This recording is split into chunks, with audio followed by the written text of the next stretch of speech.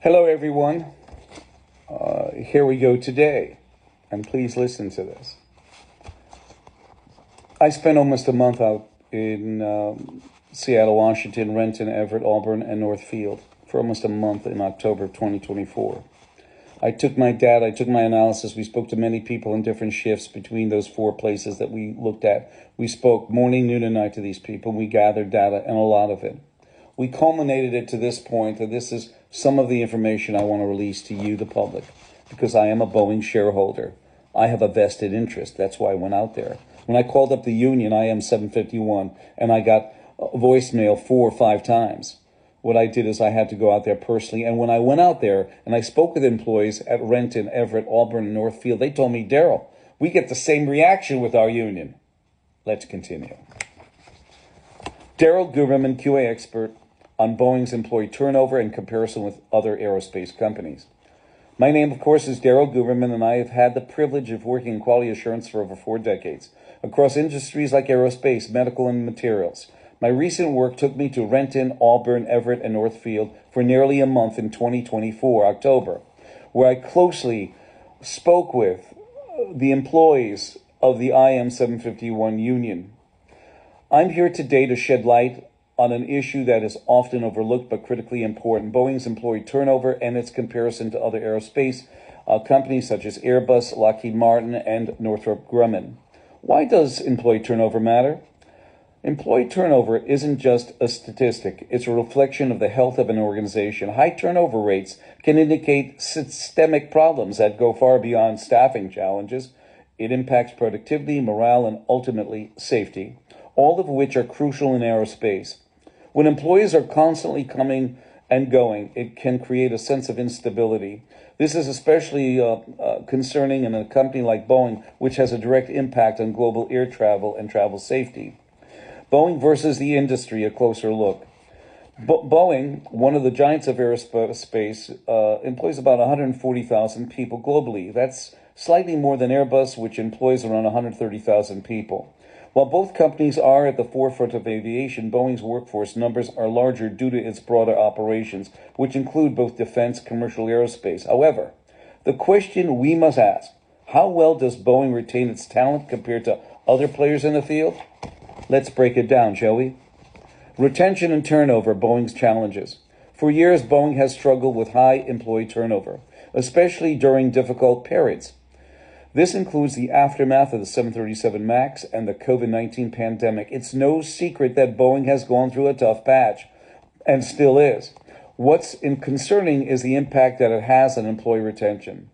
Boeing's employee tenure generally sits at around 5 to 8 years, with a large portion of employees leaving within the first 2 to 3 years. This is especially true in the manufacturing entry-level positions. Why? Employees often cite issues like dissatisfaction with management, which I heard a lot of when I was out there, work-life balance, and job instability. The turnover is far higher in these sectors compared to more technical roles, such as engineers or project managers, where retention tends to be stronger. The Airbus advantage. In contrast, Airbus, Boeing's biggest competitor, has historically experienced lower turnover rates. Employees at Airbus tend to stay longer, often much longer, between 10 to 15 years. The secret to Airbus's success lies in its complete culture. Airbus has made a consistent effort to provide a work environment where employee satisfaction is prioritized. Work-life balance, strong employee development programs, and a stable financial outlook have helped Airbus retain its workforce even during challenging times in the industry. Lockheed Martin and Northrop Grumman, stability and defense. Also, let's also look at companies like Lockheed Martin and Northrop Grumman. These companies, which focus heavily on defense contracts, which often focus heavily on defense contracts, experience lower turnover rates. Defense contracts often provide employees with a greater job stability at these contracts, typically span many years. Employee tenure at Lockheed Martin and Northrop Grumman average around 10 plus years, significantly higher than Boeing's. Why Boeing faces these challenges? So why does Boeing face these challenges? There are several contributing factors. One, and all of them I've experienced when I was out there in Washington State, but I will tell you a big one. Internal scandals. The 737 MAX crisis not only damaged Boeing's reputation, but also hurt its workforce morale. The subsequent layoffs and restructuring only worsened this. Management instability. Boeing has seen frequent leadership changes over the past decade.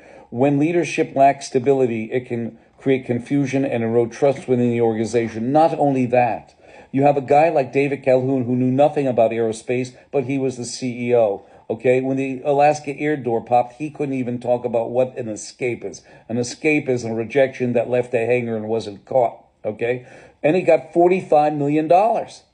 Another one, and they never saw him down on the floor. You had Dennis Muhlenberg, same thing. They never saw him down on the floor. But he got $60 million after the Ethiopian Air and Indonesian airline crash, killing 346 people. I was out there. How can you have morale boosting when you see people who fuck up and they get a bonus? How? I'm asking you, ladies and gentlemen, please give me a comment down below. Job instability. The aerospace industry in general is prone to restructuring, layoffs, and job uncertainty. However, Boeing has faced more of the turmoil than Airbus, contributing to the frustration and turnover employees. Cultural issues. Boeing's company culture has been criticized for not doing enough to engage with employees and ensure their satisfaction. In contrast, Boeing companies like Airbus have successfully cultivated a more supportive work environment.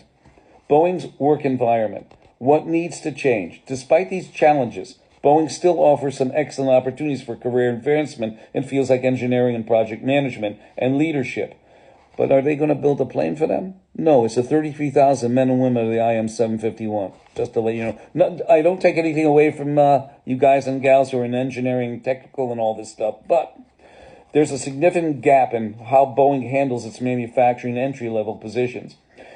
If Boeing wants to improve its employee retention, it needs to foster a culture that emphasizes better management practices, greater stability, and work-life balance. The bigger picture, industry-wide trends.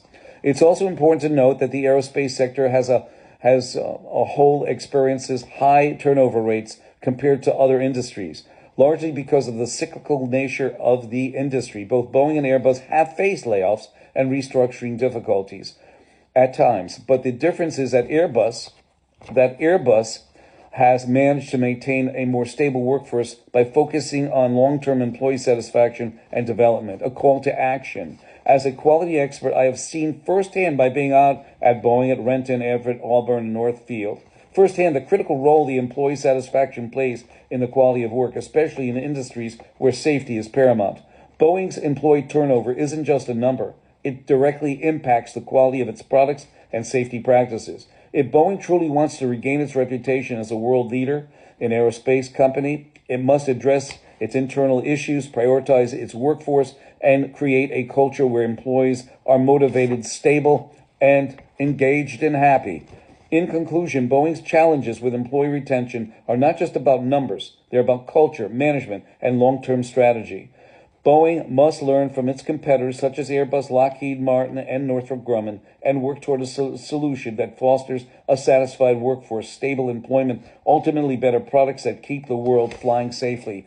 And if they do not get Daryl Guberman to assist in this, because I've got a vested interest, that's why I went out in October, because I'm a shareholder. I went out there to listen firsthand to what the bread and butter people who make these people their bonuses at the top of the food chain are thinking about the company. The malaise and depression that emanates throughout these areas. Doesn't matter where I was. The same malaise of internal haze exists throughout these Renton, Everett, Auburn, Northfield, all of the factory. They need somebody out there that's going to be demonstrative, bring quality principles and disseminate this throughout the workforce and make it understandable. You don't bring it up, you have to bring it down on the floor and roll up your sleeves. I've been telling that for almost over a year now. Ladies and gentlemen, if you do not hear Daryl Guberman, I would suggest not to fly on a Boeing. I would even tell you not to fly because I am a shareholder. My number is 203-556-1493. I thank you. And remember, the truth will set you free, but not until it is finished with you. David Foster Wallace. I thank you.